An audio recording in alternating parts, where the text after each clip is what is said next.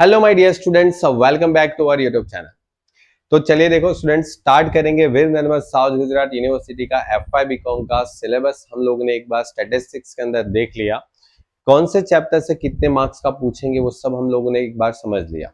अब हम उसके हिसाब से जो आपकी बुक्स है BSA उसके क्वेश्चन स्टार्ट करेंगे। और देखो यहाँ पर मैं आपको BSA के जो एक्सरसाइज के अनसॉल्व क्वेश्चन है उसमें मेजोरिटी जितने भी कॉन्सेप्ट है, जितने भी डिफरेंट डिफरेंट टाइप के क्वेश्चन है वो सारे करवाएंगे हम आपको। बस आपको इतना ध्यान रखना है कि हमारे साथ साथ आप प्रैक्टिस करते रहो, आप आराम से अच्छा मार्क्स लाओगे स्टैटिस्टिक्स के अंदर और इवन अकाउंट्स के अंदर। तो चलिए स्टार्ट करेंगे। आज हमारा जो चैप्टर नंबर 2 है जिसमें से आपको ऑलमोस्ट 20 से लेकर 25 मार्क्स का short question, long question, theory सब कुछ आता है, सब मिला के। तो चलिए स्टार्ट करेंगे। सबसे पहले आज हम लोग सीखने वाले हैं मीन, और मीन के अंदर भी अरिथमेटिक मीन सीखने वाले। ओके। और देखो हमारा जो लेक्चर है वो बहुत सारे ऐसे स्टूडेंट्स भी होते हैं जो गुजराती मीडियम से इंग्लिश मीडियम में पहली बार ट्रांसलेट करके अपनी कॉलेज की स्टडी करते हैं। तो उनके लिए बीच बीच में हम लोग कुछ गुजराती वर्ड भी आपको बताते जाएंगे, क्योंकि मुझे बहुत बार स्टूडेंट्स बोलते हैं कि सर आप सिर्फ इंग्लिश में पढ़ा देते हो, तो हम गुजराती मीडियम को थोड़ा बहुत आप इंग्लिश वर्ड का गुजराती भी बताया करो। ठीक है, तो बता देंगे। तो देखो सबसे पहले मीन मतलब गुजराती वाले इसको मध्यक बोलते थे। क्या बोलते थे? मध्यक। ओके। और इंग्लिश में तो हम लोग मीन बोलेंगे इसको। और इंग्लिश में इसका एक और भी वर्ड है जिसको हम लोग बोलते हैं एवरेज, और गुजराती में उसको हम लोग सरेराश बोलते थे। ओके, तो एवरेज, सरेराश, ओके, सब एक ही बात है। तो अरिथमेटिक मीन है आज हम लोग सीखने वाले हैं, जिसमें हम लोग बहुत सिंपल कॉन्सेप्ट वाइज पहले बढ़ते हैं आगे। तो देखो सबसे पहले तो ये जो टॉपिक है वो बहुत ज्यादा कॉमनली यूज होने वाला टॉपिक है। Most commonly use measurement of the central tendency, बहुत ज्यादा यूज होता है। आप अभी स्टैटिस्टिक पढ़ना अभी स्टार्ट किए हो ना, आप कॉलेज में खत्म करो TY तक, आगे चल के डेटा एनालिसिस करो, आगे चल के अगर आप PhD वगैरह करते हो तो सब जगह पर आपको पता चलेगा कि डेटा की मीन तो निकालनी ही निकालनी। ठीक है, मीन के बिना तो कुछ है ही नहीं। ठीक है, तो बस मीन में तो हम बहुत कुछ सीखने वाले हैं। तो देखो सबसे पहले एक बेसिक लेते हैं कि सर हम लोग क्रिकेट मैच तो देखते हैं ना, तो क्रिकेट मैच के अंदर भी हमें मीन देखने को मिलता है। बस हम जो क्रिकेटर की एवरेज देखते हैं ना, वो एवरेज एक तरीके की मीन ही है। जैसे समझते, देखो जैसे समझो एक क्रिकेटर है जैसे विराट कोहली अपना हीरो, और उसने टोटल 5 इनिंग खेली, और 5 इनिंग में वो कितना रन बना के आउट हो गया। तो पहले इनिंग में 80, फिर दूसरी, तीसरी, चौथी, पांचवी, टोटल 5 मैच विराट कोहली ने खेली है और टोटल 350 रन बना दिए। ठीक है, 5 इनिंग खेली, पांचों इनिंग में मिलके 350 रन मार दिए।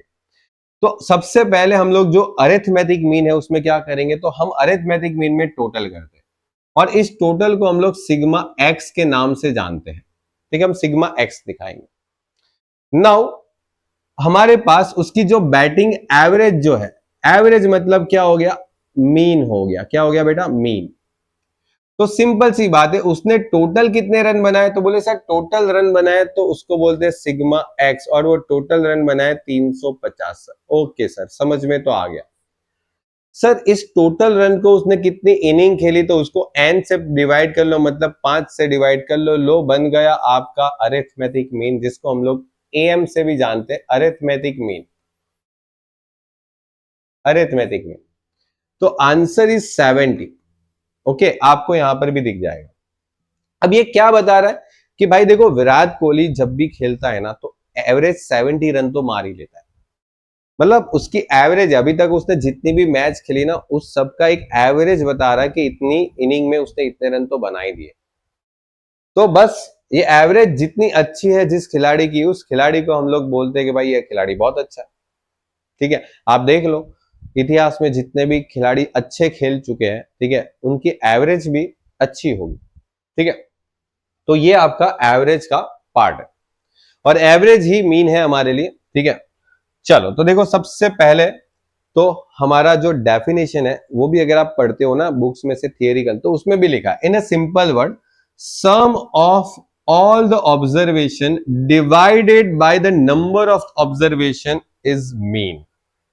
आपके पास जितने भी ऑब्जर्वेशन है उसका टोटल करो, टोटल करके उसको नंबर से डिवाइड करो, कौन से नंबर से, उस ऑब्जर्वेशन कितनी बार आ रहा है उस नंबर से डिवाइड करो, बस खत्म कहानी, अपना मीन आ गया।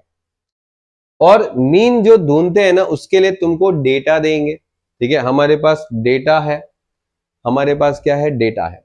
तो हमारे पास डेटा कितने टाइप्स के हैं, तो टाइप्स ऑफ डेटा, जिसमें हम पहले अनग्रुप डेटा की बात करेंगे। अब अनग्रुप डेटा क्या होता है, तो देखो अनग्रुप डेटा बेटा ऐसा होता है जैसे जिसमें आपको बोल दिया 10, 12, 18, 25, आपको बस ये दे दिया, बस ऐसे दे दिया, इसको बोलते अनग्रुप डेटा, सिंपल। ओके, अब हम लोग ग्रुप डेटा पे आते हैं।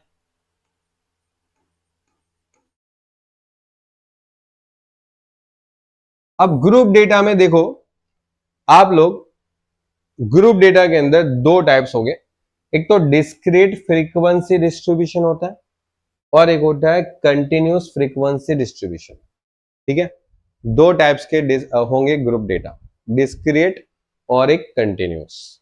ओके, तो हमारे पास ग्रुप में पहले हम लोग देखते हैं कि सर हमारे पास ऐसे भी तो दे सकते हैं जैसे 10, 12, 18 और 25, ठीक है, ये जो हमारे पास थे।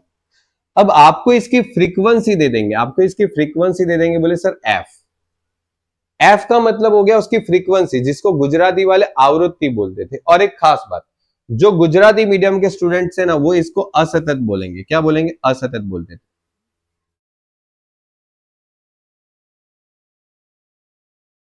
और इसको सतत। मैं गुजराती भी इसलिए थोड़ा बता रहा हूं क्या कि जो गुजराती मीडियम से जो स्टूडेंट्स आते हैं उसको भी समझ में आना चाहिए, है ना। तो असतत और सतत, ओके, ये दो डिस्ट्रीब्यूशन हमें करने हैं। और ये डिस्ट्रीब्यूशन मतलब कि उसको आवृत्ति, मतलब बोलते थे असतत आवृत्ति वितरण और गुजराती वाले सतत आवृत्ति वितरण, ऐसा वर्ड यूज करते थे। नाउ इंग्लिश में हम अभी इसको डिस्क्रीट फ्रीक्वेंसी डिस्ट्रीब्यूशन और कंटिन्यूस फ्रीक्वेंसी डिस्ट्रीब्यूशन के नाम से जानेंगे, तो ध्यान रखना, ठीक है। मैं बार बार अभी सतत असतत नहीं बोलूंगा, मैंने आपको एक बार इन्फॉर्म कर दिया, बराबर, ठीक है। चल, अब इसमें क्या होगा, इसकी फ्रीक्वेंसी दे देंगे, जैसे जैसे यहाँ पर 5 दे दिया, जैसे यहाँ पर 5 दे दिया, 2, 5, 3 और कितना हो गया, 2, 5, 3, यहां पर एक और ले लेता हूं 2। तो इस तरीके से आपको क्या दे दे, फ्रीक्वेंसी दे दे। ये भी एक डेटा है, ये भी एक डेटा है, बट देने का तरीका देखो, डेटा देने का तरीका अलग है। अब ये डेटा को कैसे प्रेजेंट होता है, ये डेटा में ऐसे होता है जैसे 10 जो है ना, ये जो 10 है ना वो 2 बार आ रहा है, इसका कहने का मतलब ये, यहां पर 12 है ना, वो 12 कितनी बार आ रहा है, 5 बार आ रहा है, ऐसे 5 बार 12 आ रहा है। 12 is 5 times, 12 numbers 5 times repeat हो रहा है तुम्हारा, और 18 नंबर्स इज 3 टाइम्स रिपीट हो रहा है, और 25 नंबर्स 2 टाइम्स रिपीट हो रहा है। तो अगर ये डेटा अगर इस तरीके से दे तो ये कौन सा हो गया, अनग्रुप डेटा हो गया, अनग्रुप डेटा हो गया। लेकिन समझो मैं इसका ग्रुप बना दूं कि सर ये 10 कितनी बार आ रहा है, 2 बार आ रहा है, ये 12 कितनी बार आ रहा है, बोले सर 5 बार आ रहा है, ये 18 कितनी बार आ रहा है, बोले सर 3 बार आ रहा है, ये कितनी बार आ रहा है, बोले सर 2 बार आ रहा है। इसको हम लोग बोलते हैं ग्रुप, ग्रुप बना दिया, ग्रुप, ये ग्रुप बना दिया, देख रहे हो, समझ रहे हो बात को, ग्रुप बना दिया, इसीलिए इसको ग्रुप डेटा बोलते हैं। और ग्रुप डेटा में कौन सा, discrete, discrete distribution, frequency distribution कौन सा, डिस्क्रीट, समझ रहे हो बात को। ओके, अब यहां पर बात करें कंटिन्यूस, ठीक है, जो हम लोग बात करते थे इसकी, कंटिन्यूस फ्रीक्वेंसी डिस्ट्रीब्यूशन। अब इसमें क्या होता है, तो इसमें आपको है ना ऐसा क्लास दे देंगे, ऐसे जैसे 0 से लेके 10, 10 से लेके 20, 20 से लेके 30 और 30 से लेके 40। और यहां पर भी आपको फ्रीक्वेंसी दे देंगे, और फ्रीक्वेंसी क्या रखते हैं, चलो 5, ओके, ऐसे फ्रीक्वेंसी दे दिया, बात क्लियर। इसी तरीके से आपको क्वेश्चन देंगे, ओके। और देखो मैंने यहां पर बहुत अच्छे से आपको सब कुछ देके रखा है, बस समझना है। देखो देखो, आ जाओ यहां पर, क्या है, आपके पास ऑब्जर्वेशन है 10, 20 और 30। तो इन सबको क्या कर लो, टोटल कर लो, मतलब sigma x divide by sir n, सबका टोटल कर लिया 10, 20 और 30 मिलके 60 हो गया। 60 को डिवाइड बाई 3 कर लो, आंसर आ गया आपका एक्स बार का 20। एकदम सिंपल है। उसके बाद अगर आपको ग्रुप डेटा दे दे, ग्रुप डेटा मतलब कि क्या हो गया कि आपके पास जो डेटा है उसका एक ग्रुप बना दिया उन्होंने कि 10 जो है वो 2 बार आ रहा है, 20 जो है वो 3 बार आ रहा है, 30 जो है वो 4 बार आ रहा है। तो हमें क्या करना है, इन दोनों को मल्टीप्लाई कर देना। जैसे मल्टीप्लाई करोगे तो आप इधर लिखोगे f इंटू एक्स, सिंपल सी बात है, मल्टीप्लाई कर रहे हो तो f इंटू एक्स। और यहां पर बहुत बार ऐसे वर्ड यूज करते हैं, जैसे मैं आपको बताता हूं, देखो ध्यान दो। जैसे बहुत बार कॉलेज के अंदर प्रोफेसर को आपको ऐसे देखते हुए मिलेगा आई। अब ये आई क्या होता है, ये पहला डेटा, दूसरा डेटा, तीसरा डेटा, चौथा डेटा। ये आई जो है ना वो डेटा के नंबर्स को प्रेजेंट कर रहा है, ठीक है, कि फर्स्ट सेकेंड थर्ड वो। अब आप इसको क्या करोगे, एफ आई एक्स आई करोगे, आप इसको क्या करोगे, एफ आई एक्स आई ऐसे लिखोगे, बराबर। आई नहीं भी लिखते हो तो कोई गलत नहीं देता, लेकिन चलो ठीक है, कुछ स्टूडेंट क्या बोलते हैं, सर हमको ऐसा लिखवाते हैं, तो कोई बात नहीं, लिख लो, क्या फर्क पड़ता है, आंसर तो वही आने वाला है जो हम लोग लाएंगे। अब देखो 10 को 2 से मल्टीप्लाई करें कितना हो जाएगा, 20, ठीक है। और फिर 12 को 5 से मल्टीप्लाई करें कितना हो गया, 60। 18 को 3 से मल्टीप्लाई किया कितना आ गया, 54। ओके, और 25 को 2 से मल्टीप्लाई किया कितना आ गया, 50 आ गया। और फिर आप इन सबको टोटल करते हो ना तो आंसर आता है 184। अब इस सबको भी टोटल करो, 184 ही आएगा, चेक करो दो, 10 plus 10 plus 12 plus 12 plus 12 plus 12 plus 12, 18 plus 18 plus 18, 25 plus 25। देखो इसीलिए देखो डेटा सेम है, मतलब आपकी जो इंफॉर्मेशन है ना वो तो आपको जो दे रखी है उसी चीज को हम लोग ग्रुप में कन्वर्ट कर रहे हैं, तो आंसर तो वही रहने वाला है, आंसर थोड़ी बदलेगा। तो ये जो अमाउंट है वो क्या बता रहा है कि तुम्हारे जो डेटा है ना उस डेटा का टोटल कितना है, 184। और ये जो नंबर्स बता रहे एफ का नंबर्स, वो एफ का नंबर क्या बताता है कि तुम्हारे डेटा में कितने नंबर्स ऑफ ऑब्जर्वेशन है, तुम्हारे डेटा में कितने नंबर ऑफ ऑब्जर्वेशन है। जैसे 2 प्लस 5 प्लस 3 प्लस 2 ये 12 है।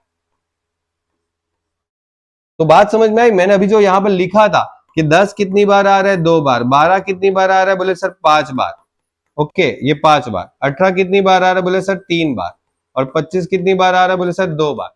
तो इसको टोटल करो, ये कितने लोग हैं, कितने नंबर्स है, 12 नंबर्स है, समझे कि नहीं बात को। तो इसी चीज को हम लोग इस तरीके से प्रेजेंट करते हैं। जस्ट अभी तो प्रेजेंटेशन समझो, प्रेजेंटेशन समझोगे उसके बाद तुम क्वेश्चन समझ पाओगे एकदम इजीली, समझ रहे हो। और यहां पर तो सीधा सीधा टोटल हो जाएगा 10, 12, 18 और 25 कितना, 65। ओके, तो देखो यहां पर कुछ ऐसा ही है, मल्टीप्लाई किया और ये सबका टोटल कर लिया कितना आया, 200, और ये सबका टोटल कर लिया कितना आया, 9। और सिग्मा एफ के टोटल को ही हम लोग एन बोलते हैं। तो यहां पर आप सिग्मा एफ लिखो या एन लिखो, बात एक ही है, ठीक है। और 200 को 9 से डिवाइड किया, आपका आंसर आ गया, ठीक है। और जब भी क्वेश्चन में आपको ऐसे क्लास दे रखे, क्लास दे रखे, तो क्या करोगे, तो आप करोगे 0 से लेके 10। तो 0 से लेके 10 में आप उसका फॉर्मूला यूज करोगे m का। अब आपकी बुक्स में कभी m लिखते हैं, कभी x लिखते हैं, ओके चलेगा, अपने को दोनों में से कोई भी एक मेथड यूज कर सकते हैं, x लिखो m लिखो एक ही बात। m इसलिए लिखते हैं क्योंकि इसको बोलते हैं मीड वैल्यू, क्या बोलते हैं, मीड वैल्यू, ओके। गुजराती वाले इसको मध्य कीमत बोलते थे, बराबर, मध्य कीमत, इसको बोलते हैं मीड वैल्यू। तो यहां पर देखो m लिखा है, तो m की जगह आप x भी लिख सकते हो, कोई दिक्कत नहीं है, m लिखो x लिखो चलेगा। अब आपको क्या करना है, इन दोनों का टोटल करके इसको डिवाइड बाय क्या कर देना, 2 करना। इस देखो यहां पर लिखा है lower limit plus upper limit, ये लोअर लिमिट है ये अपर लिमिट है, दोनों को टोटल करके डिवाइड बाय 2 करो, तो आंसर आया 5।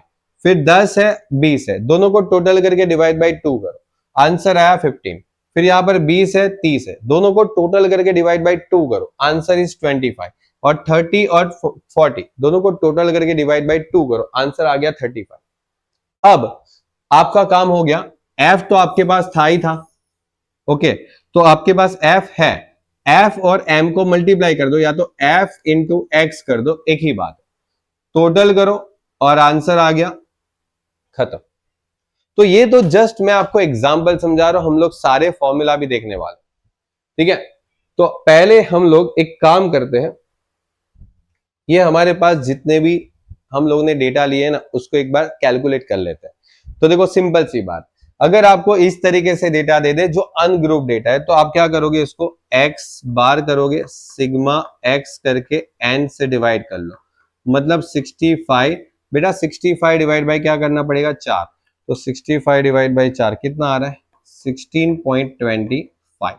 तो हमारा ये इंफॉर्मेशन का मीन, मध्यक ये आ गया। अब इस इंफॉर्मेशन का मीन निकालना है, तो sigma x equal to f into x, इधर आई लगाना है तो लगा लो शौक से, और ये आ जाएगा एन। अब कुछ लोग यहां पर ऐसे भी लिखते हैं, तो कोई प्रॉब्लम नहीं है भाई, गलत कुछ भी नहीं है, it is just presentation matter. Okay, presentation आप कर रहे हो बस, कुछ नहीं, इसको सिग्मा एफ बोलो, इसको एन बोलो, बात सेम है, डजंट चेंज द मैटर, ठीक है। चलो ये क्या आ गया 184, और ये आ गया 12, तो 184 डिवाइड बाई 12 कितना आ गया बेटा, 15.33। ओके, तो अगर ये डेटा है इस तरीके से दिया तो आपका आंसर आ गया 15.33, ठीक है, देख लो। ओके, नेक्स्ट इसकी बात करते हैं। सर ये तो आपको ग्रुप डेटा में कंटिन्यूस फ्रीक्वेंसी डिस्ट्रीब्यूशन दिया है, कौन सा, सतत, गुजराती वाले सतत। ओके, और इसको हम लोग क्या करेंगे, तो बेटा ये 12 तो आ गया, लेकिन सर इसमें मुझे m निकालना पड़ेगा। m मतलब क्या, बोले सर हम लोग x लिखते हैं तो x लिख दो, इसको क्या बोलते हैं, बोले सर मीड वैल्यू बोलते हैं। क्या बोलते हैं, मीड वैल्यू। क्या बोलते हैं बेटा, मीड वैल्यू। मीड वैल्यू मतलब कि मध्य कीमत। और इसको कैसे करेंगे, दोनों को टोटल करो, डिवाइड बाई 2। देखो दो संख्या है, दोनों को टोटल करके डिवाइड बाई 2 करो तो 5 आ जाएगा, इसका 15 आ जाएगा, इसका 25 आ जाएगा, और इसका 35 आ जाएगा।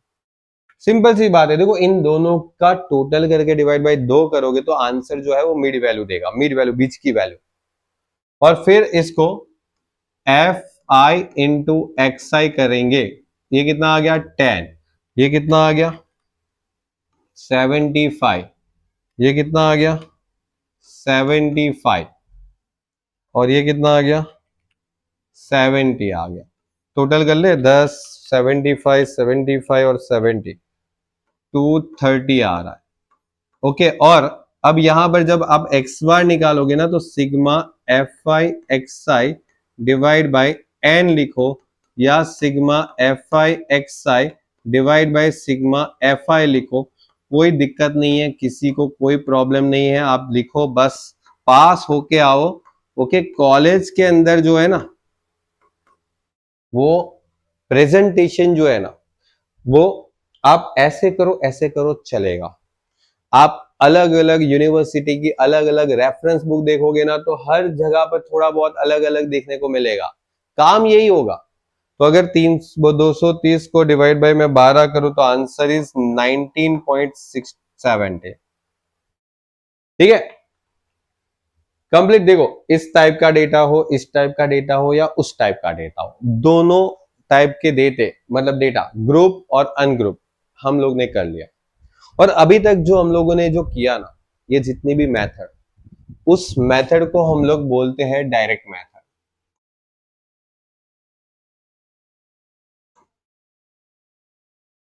ओके, कौन सी मेथड बोलते हैं, डायरेक्ट मेथड। एग्जाम में कभी भी कुछ ऐसा बोलते नहीं है कि आप डायरेक्ट मेथड से करो, और इसके बाद एक आती है शॉर्टकट मेथड। कौन सी मेथड, शॉर्टकट मेथड। तो देखो डायरेक्ट मेथड हो या शॉर्टकट मेथड हो, ऐसा कोई एग्जाम में आज तक बोला नहीं है, फिर भी सीखेंगे तो मैं आपको पूरा सिखाने वाला हूं, ठीक है। ऐसा नहीं है कि भाई ये मेथड सिखा दिया वो मेथड नहीं सिखाऊंगा, सब सीखेंगे।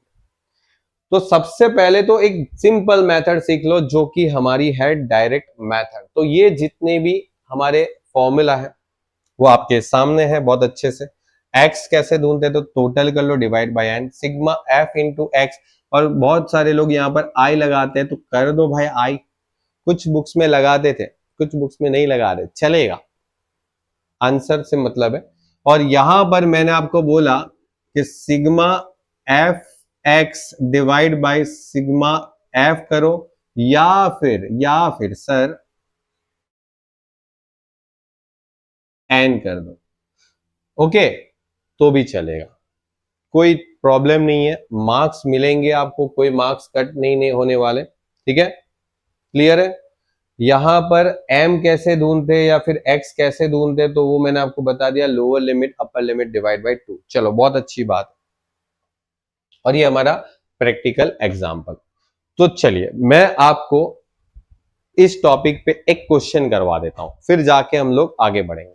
तो हमारा एक्सरसाइज नंबर 2.1 है आपकी बुक्स में, और उसमें आपको बोला है question number 1, obtain the mean by the direct method. देखो लिखा है डायरेक्ट मेथड।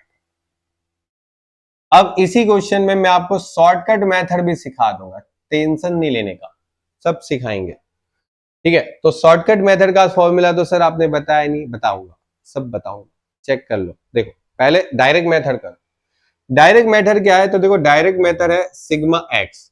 तो पहले तो एक काम करेंगे ना, चलो लिख लेते हैं, ये सारे नंबर्स लिख देते हैं भाई। 47 है, 53 है, 52 है, 59 है, 72 है, 83 है, 92 है, 94 है, 98 है, और 99।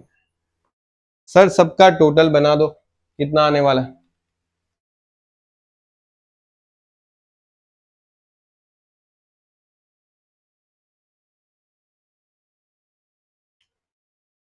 749 आ रहा है कुछ, एक बार चेक कर लेते। 47, 53, 52, 59।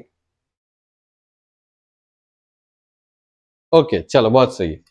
तो बस मुझे करना है डायरेक्ट मेथड। क्या मेथड है? Direct method.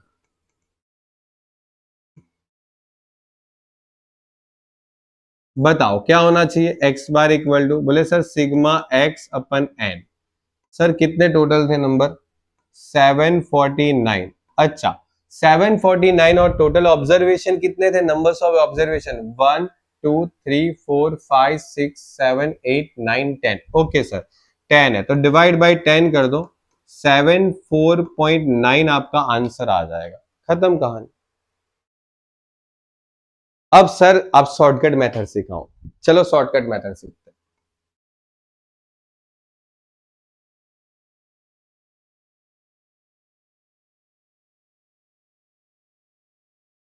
देखो शॉर्टकट मेथड कैसे करना है, और शॉर्टकट मेथड में क्या सेम आंसर आएगा? सर हाँ सेम आंसर आएगा, बस सिर्फ तरीका थोड़ा अलग है।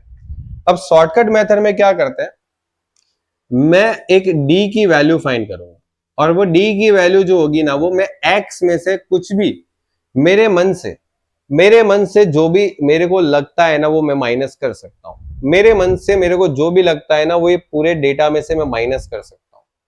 कर दो, जो भी लगता है कर दो। मुझे लगता है कि 70 माइनस करना चाहिए तो 70। अगर तुमको लगता है सर 50 करना है तो कर दो, 60 करना है कर दो, लेकिन जो भी माइनस करो ना, वो डेटा मतलब वो जो अमाउंट है वो थोड़ी राउंड फिगर ले लेना। जैसे 70 है, 60 है, या 65 ले लो, 60 ले लो। तो उससे क्या होगा पता है, तुम्हारी कैलकुलेशन में गड़बड़ी जो है ना वो कम होती है, क्योंकि तुम्हारा जो माइंड है वो जब इसको माइनस करेगा ना, तो ऑटो कैलकुलेट करता रहता है। जैसे देखो 47 डिवाइड माइनस 70, तो इसमें से 70 माइनस करने से आंसर कितना आता है? 23। करना कुछ नहीं है, ये जितने भी नंबर्स है ना, उस सब में से 70 माइनस कर देना है। समझे? 70 माइनस 53 में से 70 माइनस तो -17, 52 में से 70 माइनस -18, 59 में से 70 माइनस -11, 72 में से -2, 83 में से -13, 92 में से माइनस करे तो 22, 94 में से माइनस करे तो 24, 98 में से माइनस करे, एक सेकंड, ओके यहाँ पर 28 आ जाएगा, और ये 29। अब इसको टोटल करो ना, तो ये 49 आंसर देगा, ये 49 आंसर देगा। और शॉर्टकट मेथड का फॉर्मूला क्या, ध्यान से सुनो। सिग्मा डी अपन एन, और इसमें ना प्लस करके ए लगा देंगे। अब ये क्या है देखो समझाता हूं। तुम लोगों ने क्या किया, इस नंबर्स में से, एक नंबर में से, ये जो नंबर है उसमें से एक 70 वाला नंबर जो है ना वो माइनस कर दिया। यही काम किया हमने। क्या कारनामा किया, बस सर एक ही कारनामा किया कि हम लोगों ने ये माइनस कर दिया 70। क्यों माइनस किया भाई, इच्छा हो गई शॉर्टकट मेथड करने की तो कर दिया। तो ऐसे करने से क्या हो जाएगा, जो 70 है ना, वो जो 70 उसको हम लोग क्या बोल देंगे कि a इज अ 70। और इसको पता है क्या बोलते हैं, इसको एज्यूम मीन बोलते हैं। क्या बोलते हैं, एज्यूम मीन। हम लोग ने उसको एज्यूम कर लिया कि हमारा जो मीन है ना, मध्यक एवरेज, वो 70 के आसपास होगा। ये एज्यूम करके हम लोग इसको क्वेश्चन को कर रहे हैं, ठीक है। तो यहां पर हम लोग इसको 70 लिख रहे हैं और प्लस ये हमारे पास आ चुका है 49। तो बस 49 को 10 से डिवाइड करेंगे। अब 70 प्लस, पहले इसको डिवाइड करो 4.9 और ये आंसर आ गया 74.9। देखो वही आंसर आया, पहले भी आया था वही आया। देखो कुछ फर्क नहीं पड़ा ना, मैंने यहां पर 70 माइनस किया, सब में से जितने भी वैल्यू थे सब में से 70 माइनस कर दिया। तो 70 70 70 70 70 70 70 माइनस किया, तो उसमें से मुझे बाकी बचे हुए नंबर का टोटल मिला 49। और आप खुद चेक कर लो, ये जो 70 माइनस किया ना, वो 70 10 बार माइनस किया। देखो मैंने, ये 10 संख्या है 10 बार, तो 700 जो है ना वो यहां से माइनस कर दोगे तो 49 मिलेगा। देखो 700 यहां से माइनस कर दो, देखो यहां से 70 नंबर्स को 10 बार माइनस किया ना हमने, 10 बार माइनस किया। तो ये एक मैं तुम लोग को एक थोड़ा सा अलग ज्ञान दे रहा हूं, ठीक है। ये जस्ट ट्रिक दे रहा हूं, ठीक है। बात आई समझ में। 70 कितनी बार माइनस किया होगा, 10 बार माइनस किया होगा। और 10 बार माइनस किया इसलिए 70 इंटू 10 तो कितना आया 700। इसमें से 700 माइनस करो, देखो ये आना चाहिए।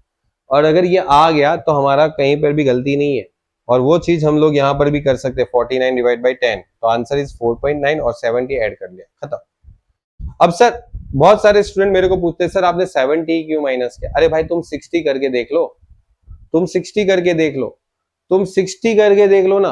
तुम अगर यहां पर 60 करोगे तो 60, ये a का वैल्यू 60 आ जाएगा, जैसे आप लिखते हो ना, तो यहां पर 60 आ जाएगा। और जब यहां पर 60 आ जाएगा और यहां पर 149 आएगा, फिर आंसर चेक कर लेना। क्यों, मैंने आपको बताया ना शॉर्टकट, क्या बताया, अगर मैं यहां पर 60 माइनस करता हूं तो 60 को 10 बार माइनस करूंगा, तो 60 60 60 इंटू 10 कितना, 600। यहां से 600 माइनस करो, यहां पर जो अमाउंट बचेगी ना वो 149 ही बचेगी। आप चेक कर लो और फिर जाके उसको 10 से डिवाइड करो। चलो ये आ गया आंसर 14.9 और ये आंसर 74.9 आएगा। चेक कर लेना, 60 लेके चेक कर लो। तो अगर मैं यहां पर 60 के जगह पर सर 60 के जगह पर सर 50 माइनस करता, तो तुम्हारा दिमाग ऐसे चलना चाहिए फटाफट ऐसे, ठीक है। तो के सर 50 माइनस किया तो यहां पर 249 आएगा, ठीक है। और डिवाइड बाई 10, तो 50 प्लस 249 मतलब कि डिवाइड बाई 10, तो ये आ गया 74.9। चेक कर लेना। और पता है ये सब चीज तुमको सिखाना है, ओके, ये सब चीज सिखाना है, क्योंकि ये सब चीज तुम लोग ने मेरे ख्याल से 11th 12th के अंदर सीख के नहीं आए होते। और जब आप कॉम्पिटिटिव एग्जाम देते हो ना, मेरे बहुत सारे स्टूडेंट जो है वो जो बैंकिंग है या फिर गवर्नमेंट एग्जाम देते हैं, उसमें ना इस टाइप के ट्रिकी क्वेश्चन आते हैं, ठीक है।